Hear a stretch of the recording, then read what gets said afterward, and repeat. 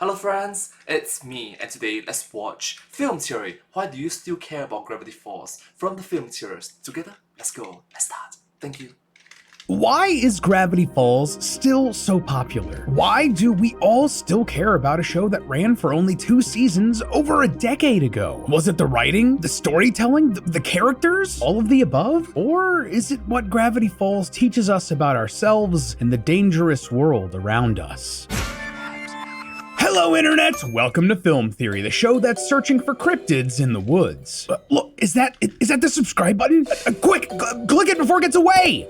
Nice. So at this point... Subscribe. Thank you. Hello Internet! Welcome to Film Theory. Hello.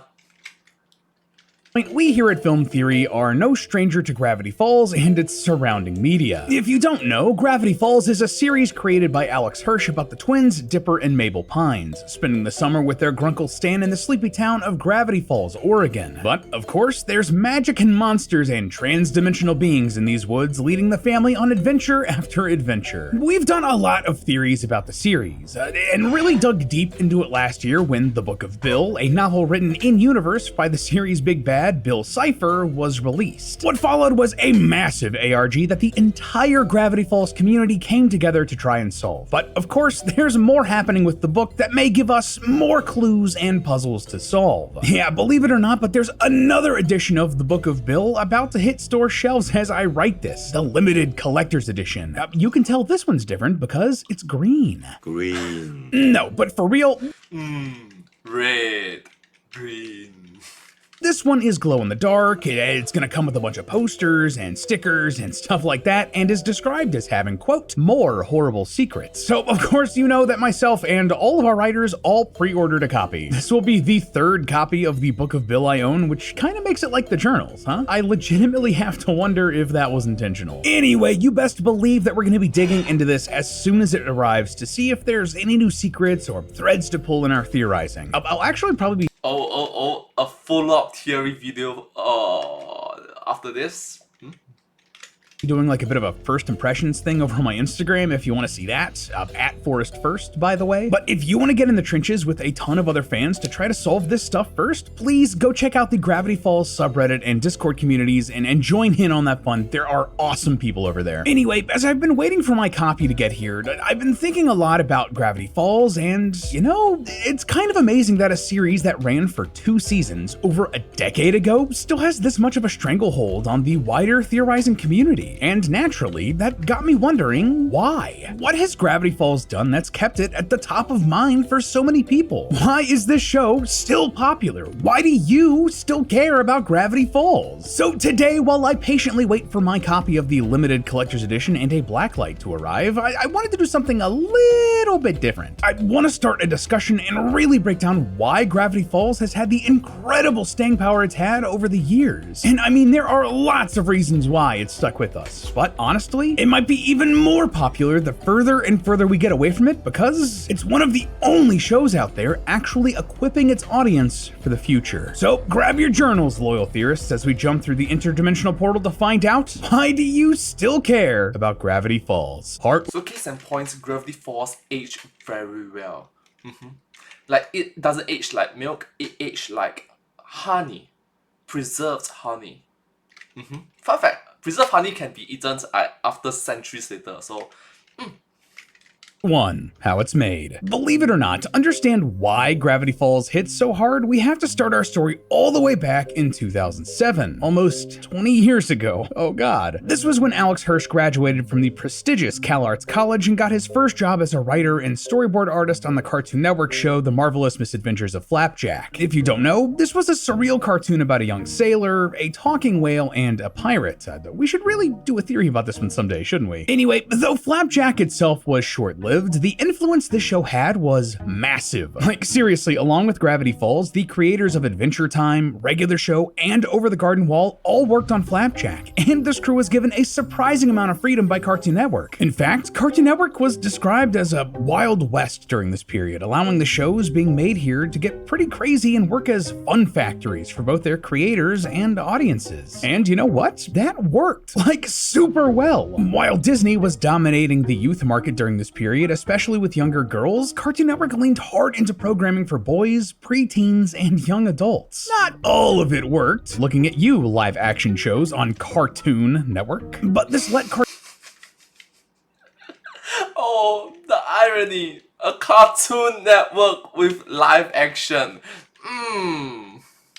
cartoonists spread their wings and tell edgier stories with more emotional depth. Case in point, the aforementioned Adventure Time, which was undoubtedly the biggest cartoon on the air because it combined its jokes with long-running storylines, horror imagery, emotional gut punches, and inappropriate innuendo. Disney saw this and they wanted a piece of the pie. It's a big reason why they also bought Marvel and Star Wars, but they wanted to try their hand at some original stories too. As the story goes, Disney actually reached out to creators like Hirsch for pitches, wanting to add them to their roster of talent. At the time, Hirsch wasn't super interested in creating children's content, so he gave them a very mature idea, adding details that excited him, but would be pushing the mouse's boundaries, fully expecting them to turn him down. But they didn't. Like, no matter how weird this pitch got, Disney was still on board. Oh, the grand uncle character is going to be morally bankrupt? There's weird mysteries that are going to take years to solve? The main villain is a two-dimensional pyramid man? Doesn't matter, we love it. And that was the best decision Disney could have possibly made. See, this show wasn't Alex Hirsch's attempt at making a Disney cartoon, it was Disney's pass at making an Alex Hirsch show. And that's the first reason why it's still so popular. At its core, it was something its creator wanted to make. And believe me, that style of show is popular worldwide. Like,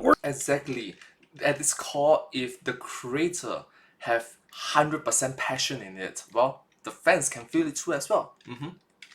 we're getting to the point where you could travel the world and find Gravity Falls fans no matter where you end up. Though doing all of that travel would quickly bankrupt you, plus all the logistics of making it happen. Jeez, it's giving me a headache just thinking about it. But thankfully, Klook, the partner for today's theory, can make that all go away. So, true story, but Matt and Steph just took a trip to Japan over the summer and had nothing but cool stories about it when they got back. And actually, Food Theory's very own Santi went on his honeymoon to Japan like a week after I met him. So I've been hearing about all these cool things and awesome stuff you can do there. I mean, I've always wanted to travel to Japan. Just look at me. I watched anime in high school and played JRPGs. I'm the exact type of person who would want to go. So I want to finally start planning this trip. But actually figuring out the travel is incredibly stressful. I'm not Bill Cipher. I can't just snap my fingers and teleport dimensions. But thankfully, that's where Klook comes in clutch. I just downloaded their app and all of a sudden, everything got way easier. Basically, all expenses were under one roof here. Like, do I need to book a hotel? I'm covered. Need an eSIM card so your phone works? Done. Want to know all the cool stuff you can experience? Well, it's all right here, and you can even book it all in the app itself. I'm actually particularly excited about the idea of going to Tokyo Disneyland and Universal Studios Japan. I don't think there's anything Gravity Falls in the parks, but Super Nintendo World is right up my alley, man. Oh, and please, if you have any other recommendations for stuff I should check out in Japan, like, leave them in the comments, man. I will be looking at that. But Klook offers so much more beyond just Japan, too. They have thousands of destinations across the world, including in Korea, Europe, and the United States. They also have support for over a dozen languages and 40 currencies, so yours is likely covered. Plus, on top of their great prices, they often have regular discounts, promotions, and flash sales. And you can get an even better deal by signing up for Klook today using my link in the description or by scanning the QR code on screen. It'll take you to the Klook app and you can start exploring your next travel destination with just a few minutes. Oh, and make sure you use the code Film Theory for 10% off your first purchase. It's an even better deal, man. So do yourself a favor and make travel easier for yourself using Klook. I know that I certainly will. Thanks again to Klook for sponsoring this theory, but now let's travel back to the sleepy town of Gravity Falls. Part 2. Thank you so much for supporting the Film Terrace in this episode. Thank you. Thank you so much. Good lordy, the writing! Because Gravity Falls was very much a Hirsch first production, a lot of elements from the show are based on his own personal experiences. For example, Dipper, Mabel, and Grunkle Stan are all based on his family. Dipper is kind of a self-insert, Mabel is a loving homage to his twin sister, and Stan is his grandfather. The town of Gravity Falls itself was born from Hirsch's time growing up in the Pacific Northwest, my favorite part of the country, by the way, with even specific locations like the tourist trap Mystery Spot spot being recreated as the Mystery Shack. But this isn't just an author making fan fiction about his own life. No, inserting these themes is key to why Gravity Falls connects to its viewers. See, Dipper and Mabel and their story all feel so special because they take us all back to an important time in our lives, when we were growing up under the same roof as our siblings and family. Now, some of us are lucky enough to live near families and to still be in contact, but others, not so. We've either moved away, invested in hobbies, gotten jobs, or started families of our own. Our preteen and teenage years were the last times we spent every day with our OG family, and for a lot of us, we've gone from hating sharing a room with our little brother who snores to only seeing them on holidays. Well, Exactly. These are nostalgic feelings that becomes inevitable. That's why it's so important to cherish what you have while it still lasts. And it's so important for us to be grateful and should be respectful for one another. Because you never know. It might all be gone. It's just inevitable. Life goes on. For the good and the bad.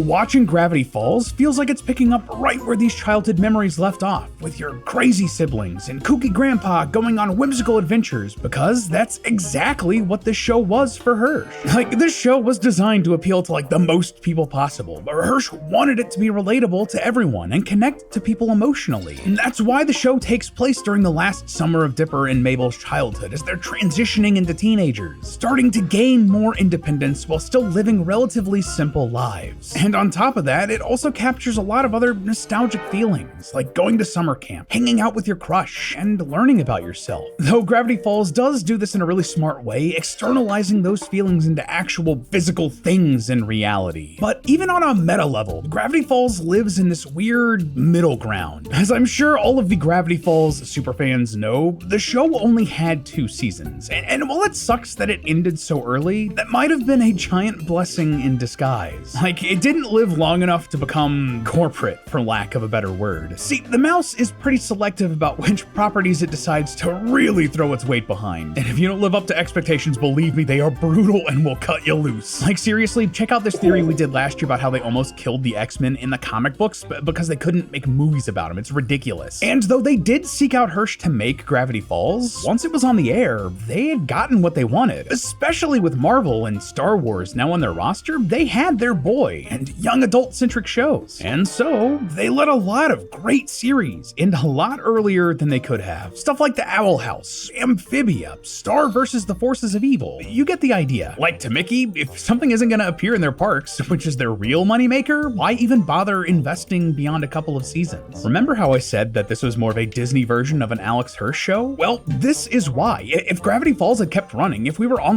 season 10 of this show, you just know it would have turned into something completely unrecognizable. But instead, we got a show that concluded on its own terms, giving its characters and plot threads satisfying endings, all while it didn't talk down to its viewers. And actually, the fact that it treated all of its viewers the same probably contributed to the next big reason it's still with us. Part 3, putting together the puzzle pieces. Now, when you hear good writing, you probably think of stuff like satisfying plots, great character development, funny jokes, interesting ideas executed well, and you'd be right. All of those things are great writing, and Gravity Falls has all of it in droves. But something else Gravity Falls really took advantage of was pre-existing folklore, fables, and fairy tales as the backdrop of its world. Like in Gravity Falls, magic is real, right? Not only that, but so are aliens, and ghosts, and garden gnomes, and cryptids, and all of the sort of stuff you'd normally see on some low-effort History Channel marathon. Well, I don't know about you, but I've never met anyone in my life who didn't wish at least one of those things actually existed in the real world. And that would be true going back centuries and centuries. Now, this is great for a number of reasons. First of all, most of these stories were originally told as ways to teach children life lessons in digestible ways, introducing them to the real world through the lens of fantasy. Through the good and the bad, how evil people can be and how kind you can be. 人之初，性本善。Think of Hansel and Gretel. The idea there is not to trust random strangers, go into their house, sneak their food, because they might not have the best intentions in mind for you. That's awesome, and a great way to sort of recycle these ideas and stories into a new show like Gravity Falls, keeping all of the baggage that came with them before while also playing off of them. But Gravity Falls didn't just use these sorts of folklore and fairy tales and mysteries as its wallpaper. It was a core component of the show that was taken beyond the television screen. Yeah, instead of just being a show you could watch, Gravity Falls was designed from the ground up to have an element of audience participation with elements of an ARG layered in from its very first episode. And though it wasn't the first show that incorporated an ARG like this, it was definitely the most popular and aimed at the widest audience. So for those of us who missed the show's original run, Gravity Falls always had little hidden messages or small details that kept viewers engaged and rewarded those who were really paying attention. For example, the time traveler Blendin Blandin cameos in the background of multiple episodes before his first real appearance in episode 9, where he ends up time hopping into those previous scenes. And this, my friends, is ultimately what converted viewers of Gravity Falls into super fans of Gravity Falls. While yes, the story behind the show and its clever writing and the way it used folklore would get people in the door, but Gravity Falls took things further by encouraging its viewers to do more than just watch passively. It dared them to... Exactly. There's a difference between attracting people and keeping them continuing staying along. rewatch every episode, scan every frame, looking for mysteries to solve, and it even helped them develop new skills to do it. Early on, fans were drawn to the letters of gibberish that appeared during the end credits of every episode, though at first it didn't really seem like there was anything useful to do with them. But then, eagle-eared fans caught on to a clue: whispers at the end of the opening credits. Well, when you play this backwards, you're met with an interesting phrase. 3 letters back. Now, these days, anyone who's participated in a FNAF ARG can tell you what 3 letters back means. It's a clue that explains how to break a Caesar cipher, the encryption method where each letter of the alphabet is shifted in the same direction. So, this mess of letters from the first episode becomes... So, case in point, it makes the fans more interested in the episodes and rewatch it over and over and over and over again, making them super fans. And I like it that Lee from the film series take mentions of FNAF, like Five Nights at Freddy's, in which the fans wants to break the codes and decipher what the team behind this projects are. What message are they trying to send? Welcome to Gravity Falls. And why do this? Because it's fun, because it's interesting, because you are going on an adventure. And once Fallers caught on to this, they began to find clues everywhere. Soon, there were codes hinting at different ciphers appearing in upcoming episodes, and audio messages found within other episodes still. For many, this was their first encounter with this sort of interactive media and puzzle solving, and for others, it was a chance to put their problem-solving skills to the test every episode. And boy howdy, did this work. Gravity Falls got its hooks into people, looking for clues to mysteries that may or may not have even been there, trying to figure out the identity and the fate of the writer of Journal 3, or uncovering the truth behind Stan's secret passageway. Not like that, get your mind out of the gutter. And keep in Lee, let's keep it wholesome and family friendly. Thank you so much, Lee.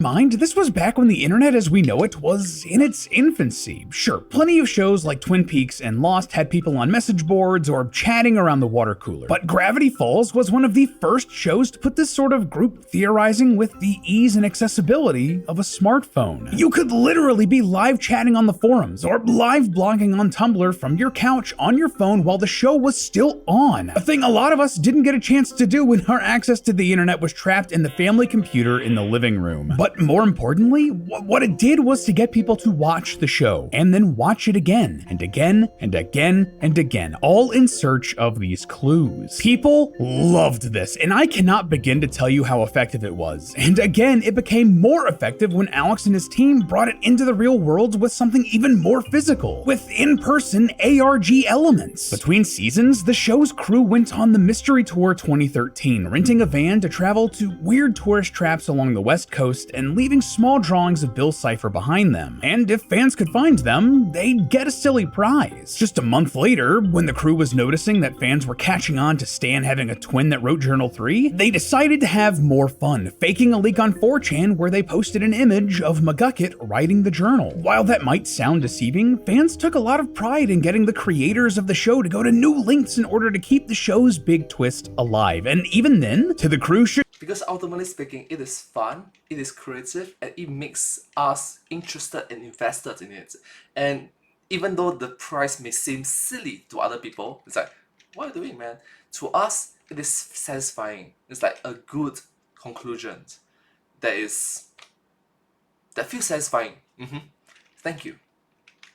chagrin, several fans called out the leak as fake. This dedication to creating a living experience for fans to solve outside of the show would even live on after it was finished, with the great cipher hunt that we've covered a few times here on the channel, all of which led up to the Book of Bill's release last year and the ARG that followed. Now, we did several theories covering this ARG and the community's hard work decoding all of its puzzles, but needless to say, I think its success caught everyone at Disney off guard, since the book became a New York Times bestseller, moved more than 850,000 copies, and broke the website for the ARG. And while So case and point, you need to recognize that these are fan-driven projects.